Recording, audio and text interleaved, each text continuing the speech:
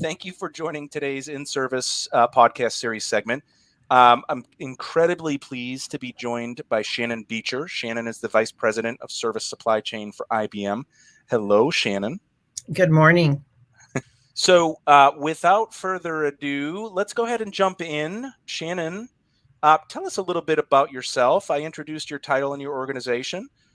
Your education, your career, something about yourself. What led you to the role of VP of Service Supply Chain of IBM?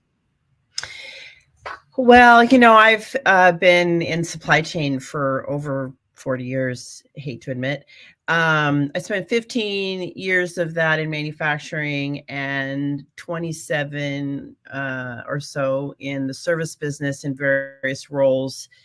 I started way back on the assembly line in 1979. I went right out of high school and I went to work. And I was very fortunate to have some great mentors that helped me and gave me some great opportunities. Company I worked for at the time put me through school. So I worked and went to school. And, I just over the years, I proved myself through results and focus. And I love leadership and supply chain. Match made in heaven. Here I am. So it's a passion area for me for sure. Outstanding. And I love that. You started on the factory line and grew up the career path into the leadership role that you're in today. Can we double down on the career path? And there's been a lot of challenges with respect to talent availability, leadership, succession planning, and gathering interest in certain trade-related industries or service-oriented roles. Is supply chain an exciting career path opportunity for those kids in colleges still that are still determining their career path? Is there just as much a potential for that career ladder and lattice and opportunities to grow within the organization? What are your viewpoints on that? Oh my gosh, yes. Absolutely. So, I'm on the Penn State Center for Supply Chain Research because I believe in the curriculum that there is for kids today on getting into supply chain.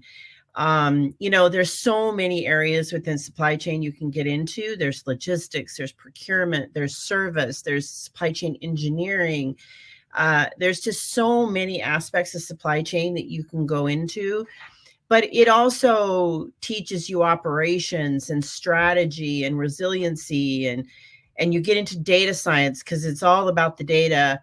Circularity, right? You get to understand the sustainability of the industry, and you put those functions and areas of focus together, and you get very operationally centric. And then you can literally, the more breadth you go, the higher you can go and the broader you can go in a supply chain role. It is the heart of the business. And so, yeah, I strongly encourage kids today to think very seriously about supply chain, but more specifically about services supply chain, because it is very different than mainstream manufacturing supply chain or e-commerce supply chain, or depending upon where you're looking at it. And so, yeah, I think there's lots and lots of opportunity here. Outstanding. I love the encouragement and for someone that grew up in the space through all the way from factory line to now leadership, that's a great testimonial right there in and of itself. So we've navigated some interesting climate issues over the last couple years here, and gosh, the beat goes on. Right now, we've gone from the pandemic to recession to geopolitical climate issues. And it's causing a lot of turbulence, especially with respect to uncertainty around supply chain and all the important aspects of throughput and availability and agility and so on and so forth. How are you and your team handling this really crazy climate that we've been through over the last several years? Wow. Well, it can be a struggle. That's for sure.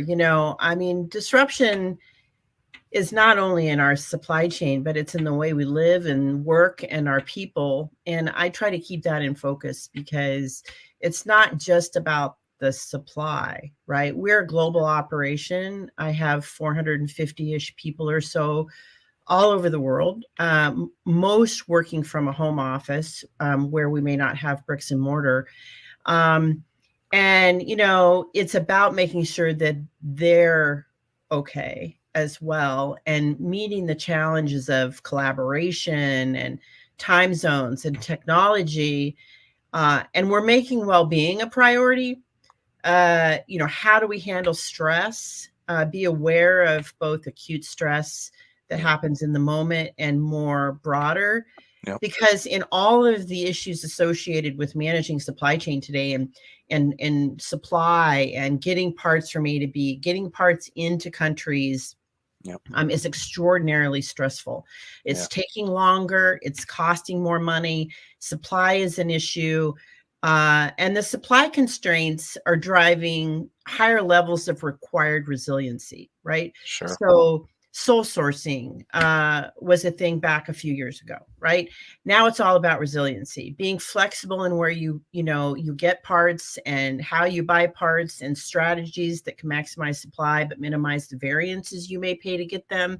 I mean, all of those things are like have risen, and the challenges are deep.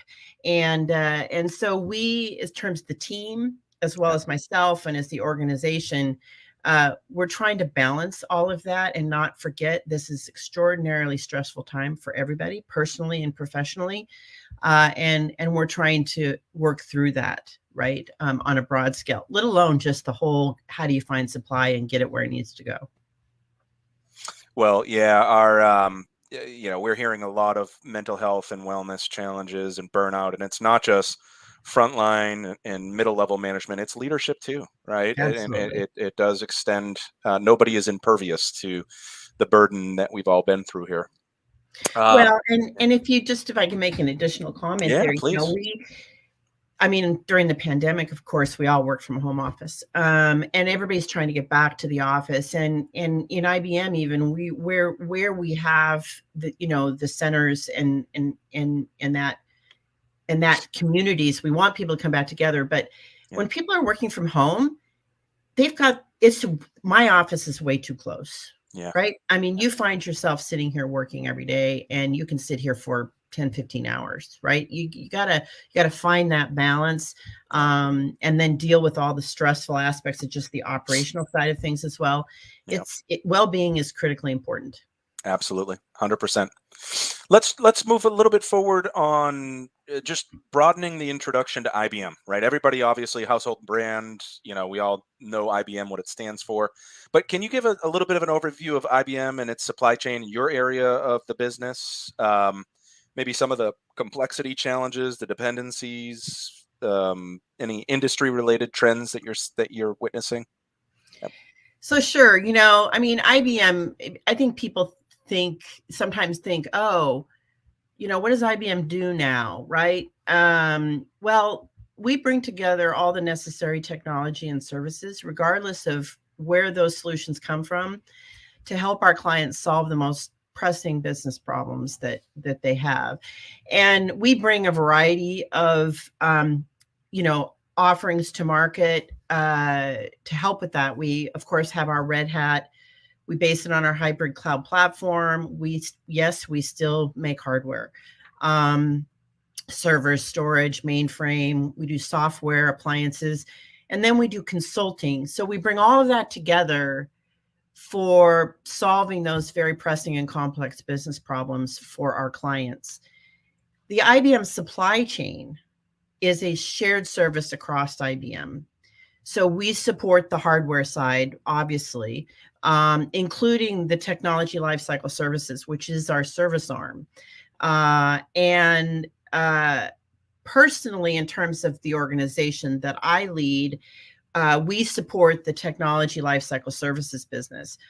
So all of the break fix and all of those support offerings that we provide for our clients, both for IBM logo as well as non-logo. We support data centers. Whatever inside of that data center, we will support it. So the supply chain side is really complex. Now, I used to report into, and my organization used to report into the TLS, Technology Lifecycle Services business, but we merged about 2.5 years ago with the overall IBM supply chain.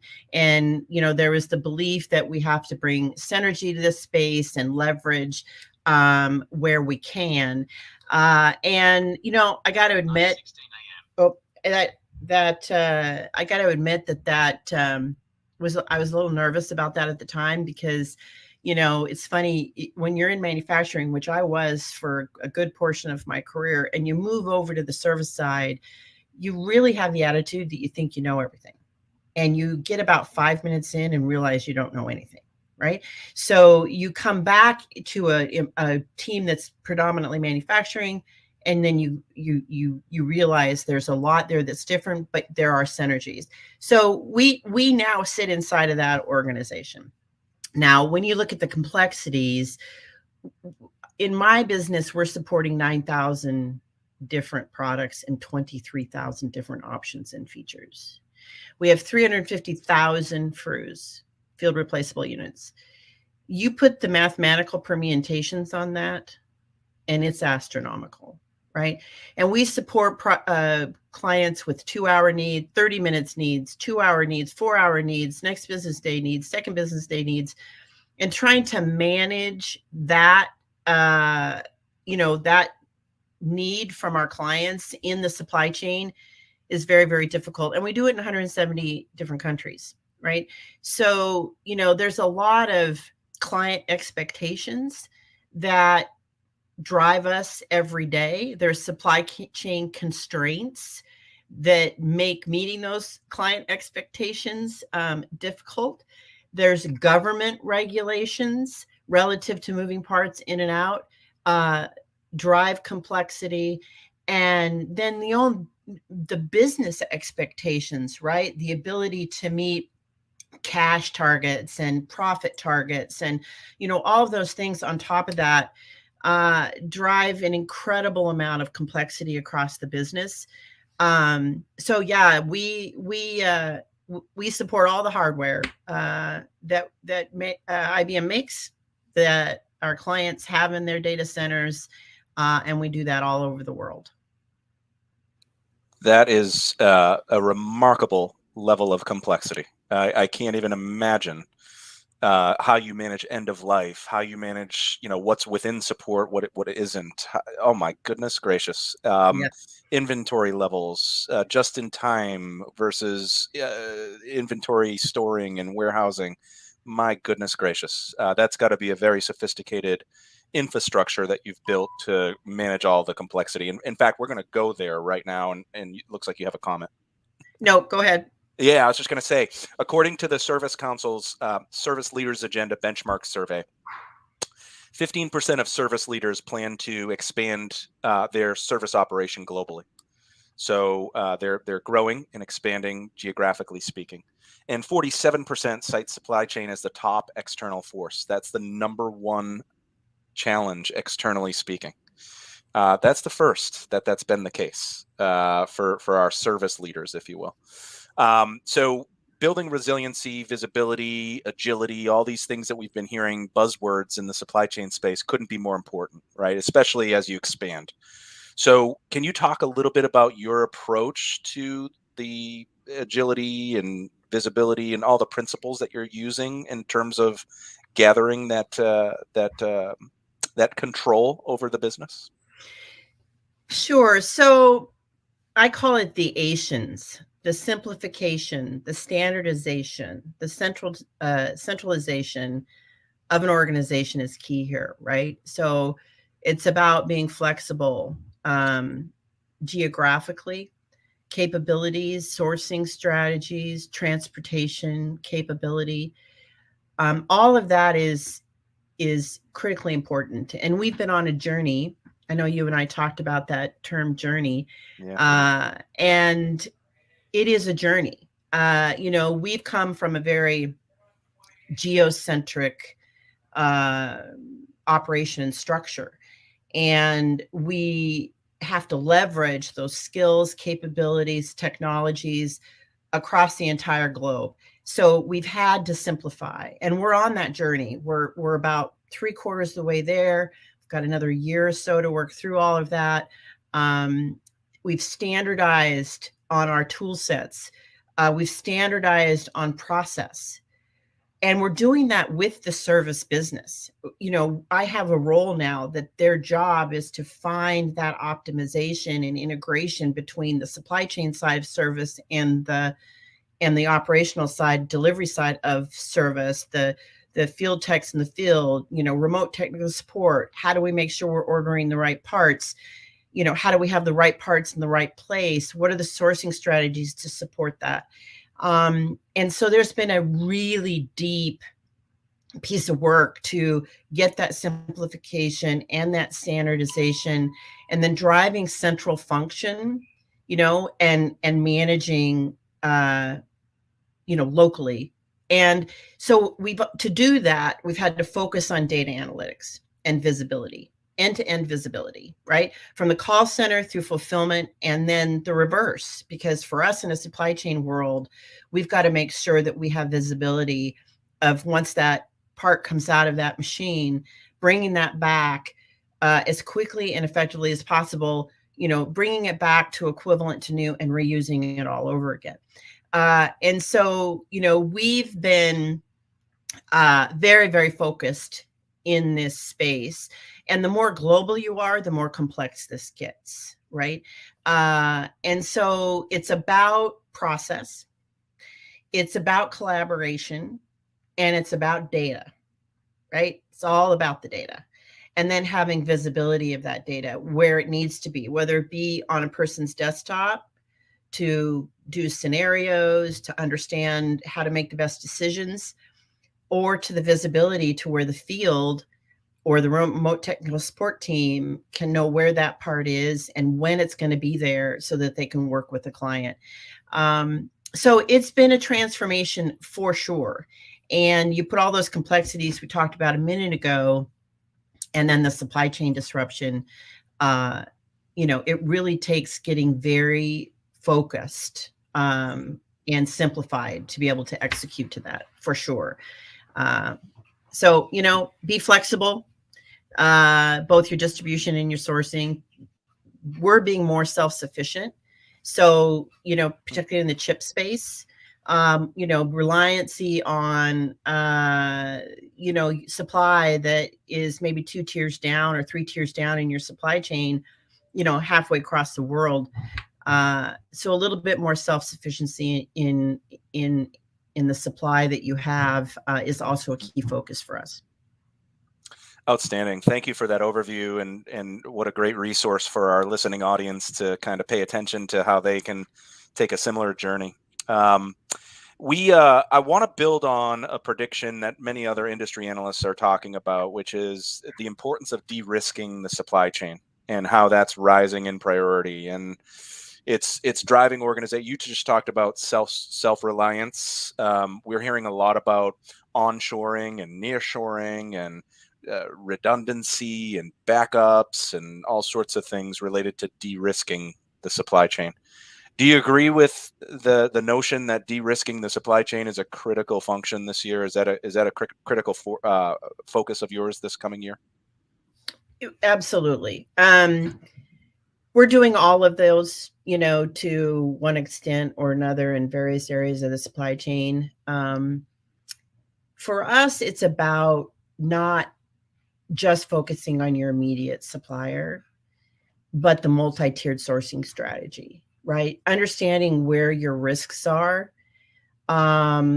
negotiating with those tier 2 and tier 3 suppliers for supply, knowing where you can onshore, nearshore, as you said, or IBM's obviously got the resources and the technology where we can, drive our own microelectronics needs of the business and supply. So absolutely agree. And, over the years, I think I said it earlier, it's always been about single sourcing. you want to simplify and get your sourcing all in one spot. Well, pandemics told us that could be a bad thing. So yeah, we are constantly looking at what our strategies are. If I have one location, something happens, how can I quickly gear up in another location, either another location that we currently have or a second strategy. So you got to have your strategy relative to when something goes wrong. What do? Right? A disaster recovery, so to speak. And the pandemic brought that to the forefront like never before. So we definitely are very deep in the tier of the supply chain, understanding where we have flexibility, where our concerns, plan ahead, pull in if you need to, and then have flexibility in your ability to shift quickly when you need to. Great overview. Thank you very much for the response and for building on what is becoming a big focus. We just keep hearing that the de-risking of the supply chain is a critical force this coming year.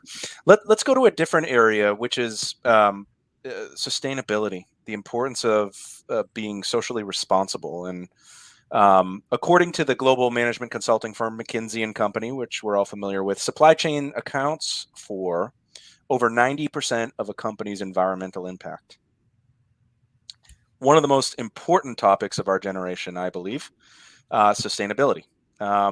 According to an adjacent study by consumer research firm Nielsen, almost half of consumers in the U.S. would change their purchasing habits over environmental concerns. How do you believe responsible, sustainable practices are with respect to supply chain practices within IBM? Well, we take this space very seriously, and obviously not just in the supply chain, but, we care about what happens in the world. And, we have as a corporation our own, sustainability goals, but from a supply chain perspective, we think about things, and I'm going to take it right down to the services supply chain because we live and breathe this every day. So we're not only thinking about how we can reuse the parts we have versus going out and manufacturing and buying new. We look at how we can eliminate waste. And it's also about how you can limit your carbon footprint by how much transportation you're using, whether you're using airplanes, whether you're using shipping containers on ships, whether you're using trucking. The amount of transportation increases as well. So our suppliers that we work with, we make sure that they have the sustainability practices that we require, that they have the same value set in that regard that we do. And we drive our processes to constantly look at that sustainability. We save tens of millions a year in, taking parts out of the machines, bringing them back to new and reusing them, and instead of going out and buying new.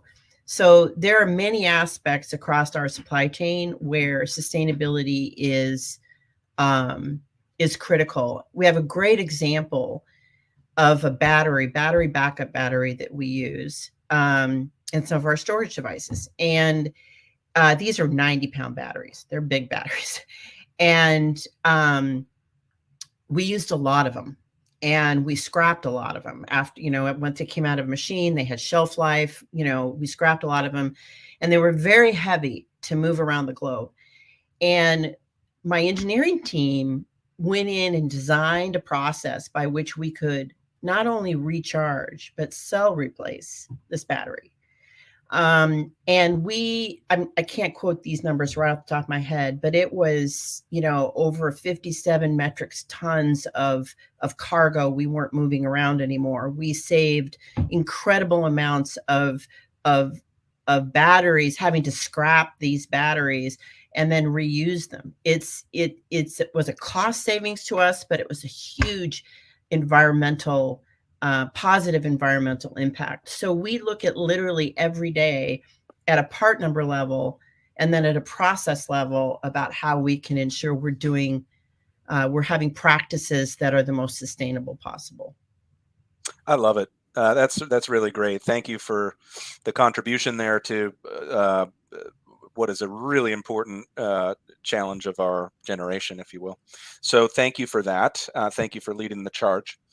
I want to go back to another topic. So the Service Council conducts an annual research survey called the Voice of the Field Service Engineer. And we ask questions around the day-to-day and what would improve your day-to-day. What do you like, dislike about the day-to-day? What functions would you seek from management to supplement in terms of when you're in the field servicing and supporting a customer? I need this capability or that capability.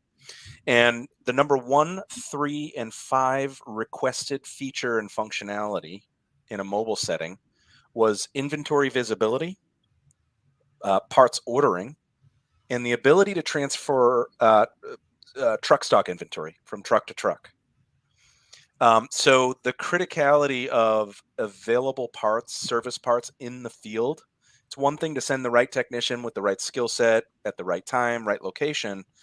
But if they don't have the right part and your triage and diagnosis is inaccurate and they don't have that part, it becomes a really challenging aspect of being successful, right? So, but there's also the counter argument to this that if we let the technicians just control parts inventory thresholds on their individual trucks, geez, it might get a little bit out of hand. I was just on a webinar last week with Bridie Norman from Electa Healthcare Organization. She's the VP of Supply Chain like yourself.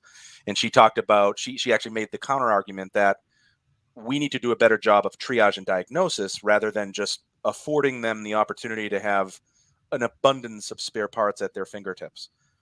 How are you managing this challenge? It's a double-edged sword, isn't it?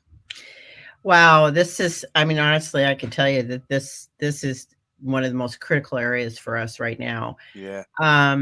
End-to-end visibility, I mentioned it earlier, right, is what helps here. We changed our CRM over the past year. It was about a year and a half ago. Well, we started it was, country by country, but we finished it about a year ago. It was a year ago in June, I guess. And wow, our field have been doing the things that they've been doing forever, and the tools forever. And we changed that for all the right reasons. But it really highlighted where this is needed, right? So we did we call them SSRs, field engineers, it's service support representative. But we did a survey of the SSRs, and this was their biggest complaint, right? We used to have our SSRs order parts. Now we have a remote technical support team order parts. That was a big shift. But to be able to do that successfully, you have to have that visibility. You have to not only know where the part is, but how many parts are available. And if the part isn't available, when is it going to get there? Right.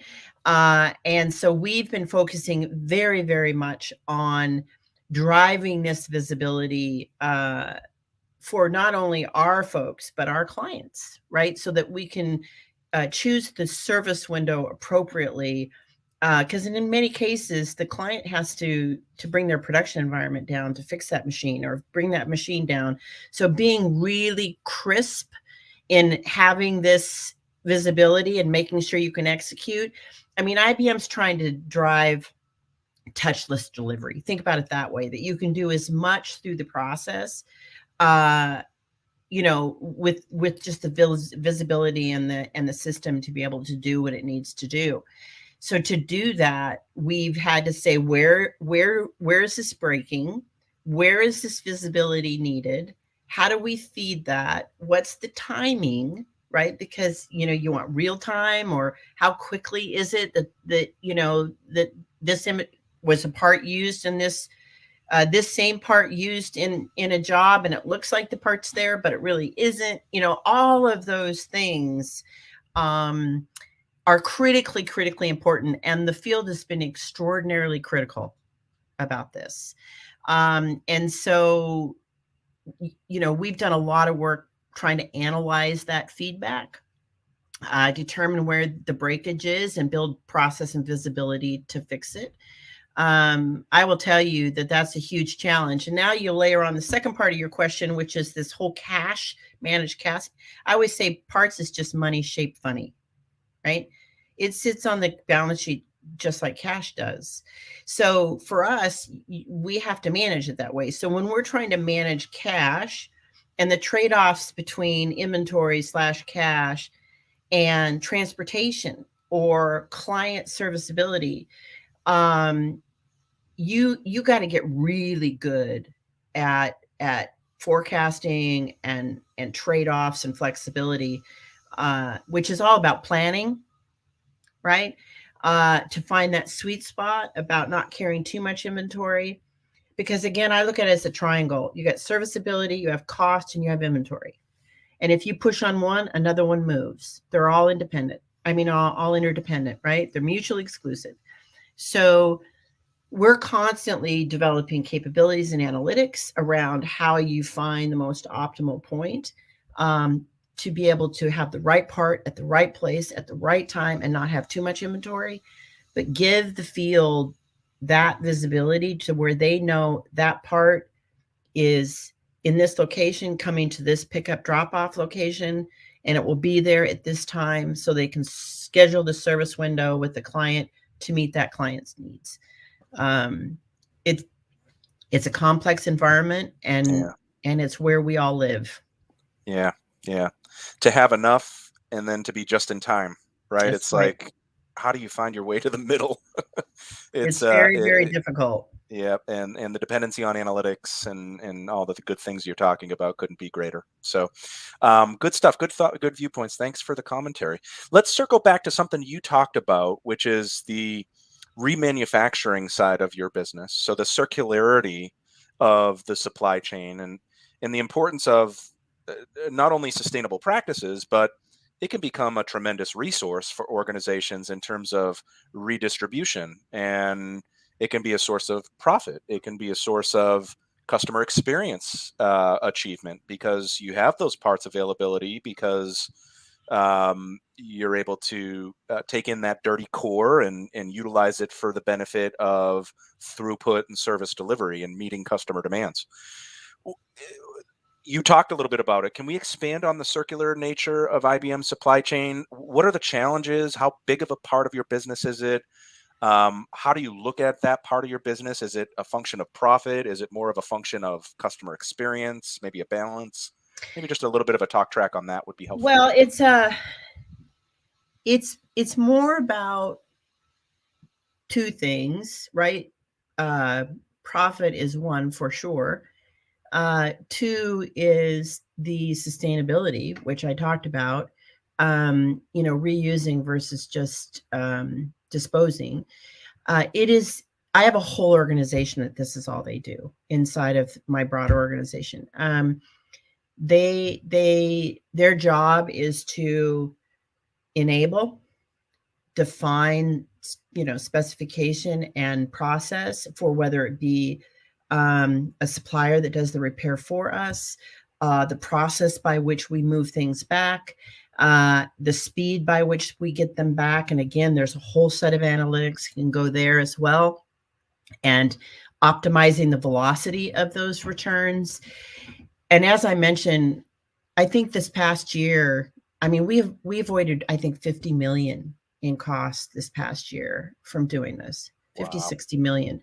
It's big. That's really big. And it's even more important now because of supply, right? If your lead times have gone out so far on parts, I've got lead times that are over a year long, right? And in the service nature of the business, right, you can have very sporadic demands. So you don't want to carry a bunch of inventory. So when you have a new buy lead time of 250 days, 350 days or more, and you can get that part repaired in 40 or 50 days or less, clearly you're going to want to do that. And and it also is the cheaper solution. But then it's about how you get your planning in a way that you can drive the right requirements in the right direction and utilize those parts as quickly as possible. And we're also doing it with machines. We're taking decommissioned machines from clients that are decommissioning parts of their data centers, and we're breaking them down for parts, and we're putting those parts through the repair process as well. Absolutely. Yeah.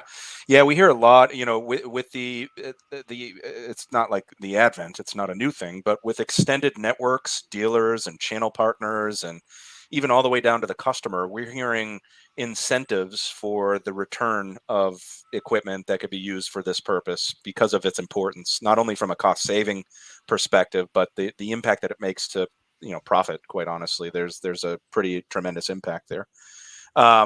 So really appreciate the commentary there. Let's circle down. We're coming up here on time soon, but we've got a couple more questions just to allow our audience to get to know you a little bit better. We just had a conversation about you delivering a keynote this year, an isolated keynote at the Smarter Services Symposium around supply chain journeys. So really excited that we're going to be moving down that path. But at last year's symposium, you were on a panel discussion that was quite intense and just chock full of critical ways in which you measure your business, KPIs, and all the things that we're talking about today. What was your reaction? Can you give a little bit of an overview of some of the things that you learned from that panel discussion? Maybe something you took away from that panel? Well, yeah, I always love those discussions. I always love going to those events because, one, it validates, are we on point with our challenges and how we're addressing them, right? You get great ideas or a different perspective on things relative to the challenges, the other companies on the panel are faced with, meeting those operational business needs. But what we talked about was interesting. We did talk about the KPIs and how we drive to those and ensure that we can meet those. We talked about our people, right? Relative to how you leverage them. We are on this journey that I spoke of, and, literally process, IT, people, organization, it's all under transformation and at various stages. And it's about the people and how you leverage them, how you engage them in the process of innovation, ideation, and getting them engaged in actually the overall solution to where you can, improve the velocity of that transformation. I think most of what I took away, honestly, was, okay, we're on the right path, right? We're definitely on the right path. I think I grabbed a couple of ideas from the panel about, how to work with other function, within the business. It truly is a great session, right?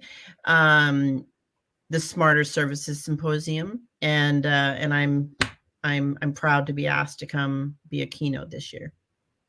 Outstanding. Well, we are so lucky to have you, and we'll get a detailed overview of the journeys you're on, from a digital transformation journey, from an org structure journey, from a process, from a data and analytics, all the good things we've kind of hit on today. So that's a great resource for our community to really peel back the onion and look at some of the critical ways that you've set the organization up for success. So thank you very much for your willingness to join us. We are completely humbled. So thank you. Let's go to the other aspect of your affiliation with the Service Council, and you're joining us as an advisory board member. And probably a lot of the same value you get in terms of validation of strategy and things like that. But you had the opportunity to meet some of our community firsthand. What are some of the things you hope to get out of being an advisory board member, Shannon? Well, number one is keeping a pulse on the industry, right? I think that's the most important. I think we can get very internally focused, we're living our own challenges. We're working through meeting client needs. There's all kinds of changes in every organization all day long, and you can get very, kind of intrinsically focused. I think what I get out of this is you're again working with people that are in the same business, some variation, but the same business, and keeping the pulse on that industry. Is really great, and the advisory board is a great way to do it, influencing what you guys focus on, right? And I think that's key. I think best practice, right? Networking and hot topics, right? I mean, those are all the things that being an advisory board member, attending, the various sessions you guys have, the podcast, great value there. Awesome. Thank you, Shannon. Appreciate that. And I agree that the outside in approach has been something that a lot of our community have leveraged in terms of the value of collaboration. And then the uncommonality of industry representation in terms of the body of community that we welcome. There's a lot of common pressures and pains and a lot of common practices that can be deployed that can be of similar value to other industries. So we see a lot of cross-pollination stemming from this. And I heard this interesting comment from our partner, David Knorr, from the Knorr Group, moving from a post-mortem methodology to a pre-mortem, right? So before you embark on your journey, how do you learn and intake all the critical factors of success and all the critical learning moments and pitfall avoidance scenarios that leaders like yourself have encountered, right? So that's something that we've heard as a great resource by way of the conference, but also the broader platform. Let's go to the closing question here, which is a wild card here, and that is, what else are we have? All these worries we just went through, my goodness, a lot of things that are challenging. What other landmines are you like, whoa, my goodness, we got to really pay close attention to this or that? Any other critical issues or challenges that you're forecasting that could be potentially damaging or harmful to your business?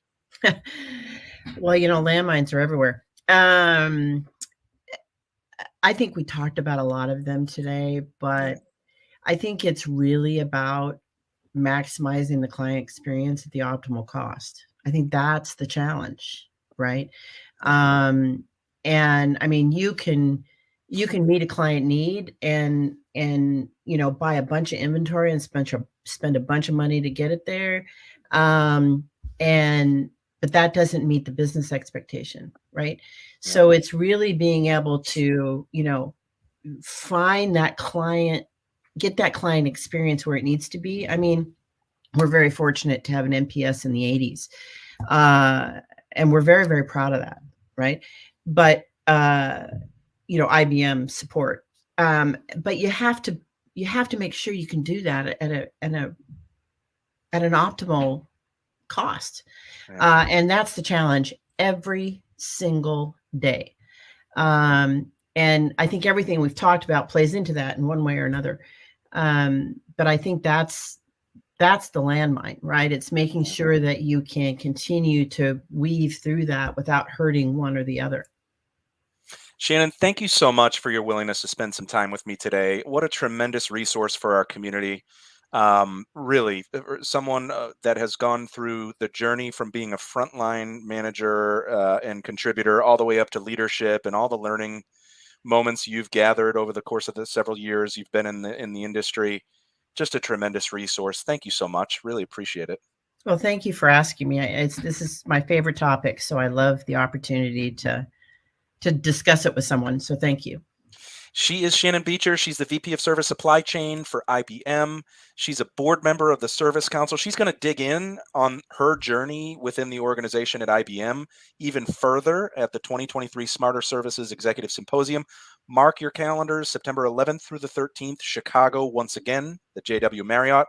And thank you for bearing with us at the front of this discussion with some of the technical challenges of our live stream on LinkedIn. The live stream was not impacted on YouTube and other channels, so hopefully the communication from our social teams helped you drive your way to the different channels where you could access it. But I think we've got that all behind us, and we did capture a recording. We'll be producing this and taking out all that badness at the beginning where we went through the technical challenges. So you can access the podcast at our website. You can access it on all the different channels you subscribe to. And don't forget to tune in to our next segment. We advertise those on our website. And I'm not sure who's on the docket next, but I got to tell you, we continue the path of welcoming some of the foremost thought leaders in the space. And so stay tuned for some of those discussions. I think we're going to move our discussion into training and employee development and employee care, some other critical areas of the service business. So thank you for joining. Shannon, once again, thank you for joining. You're welcome. And we'll see you on the next segment of the inService podcast series. Thank you.